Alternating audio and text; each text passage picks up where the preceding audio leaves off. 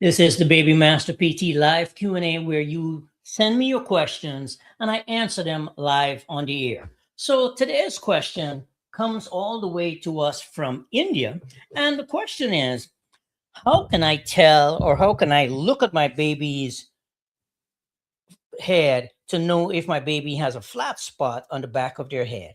That's a really good question. So most of the time, let me take off baby's little bonnet here.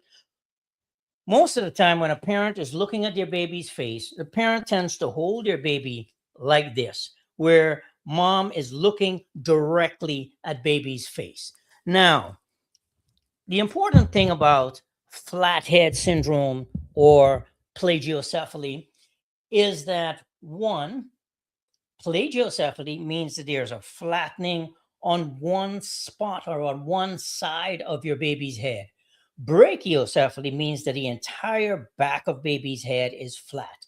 So, to answer this parent's question of how do you examine your baby's body to know if your baby really has a flat spot on their head and how significant or how flat that spot is.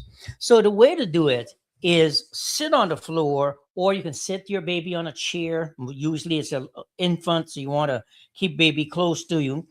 If you sit on the floor, put baby in between your legs, facing away from you. Now, what you can do is look at the top of baby's head.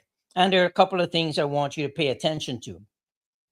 If you pretend like you're dividing baby's head, draw a line right down the center of baby's head from the front of baby's forehead all the way to the back of baby's head. And then draw a line from side to side from one ear coming all the way to the other side. Now, what you've essentially done is you've divided baby's head into these four quadrants, and each of these quadrants should be equal. Now, a couple of things you can look for. If you looking at the top of baby's head and you are seeing one side, like this side, looks like it's squished in a little bit like that, it just makes it a little bit easier for you to see that flat spot. If your baby has a favorite side that your baby normally sleeps on, you will notice that that side a lot of times tends to be flat. Now, if you are looking at your baby, one of the reasons that we say to look at your baby from above is that you can look at your baby's ears, where your baby's ears are positioned. And if your baby has a significant flat head, then you will notice that one ear is kind of pushed forward a little bit versus the other ear. And you can clearly see that. Now, in a future episode, I'm going to talk about helmeting and when you should consider a helmet and what that process looks like. But for now, if you are examining your baby's head and you do it from above, you should be able to see more clearly. Because if you are looking at your baby's face, if you are sitting there and you are face to face with your baby, and you're just looking at baby's face, a lot of times you really cannot see what's going on the back of baby's head because you're just focusing on baby's face. If baby also has hair, it makes it a little bit more challenging to be able to see the flat spot.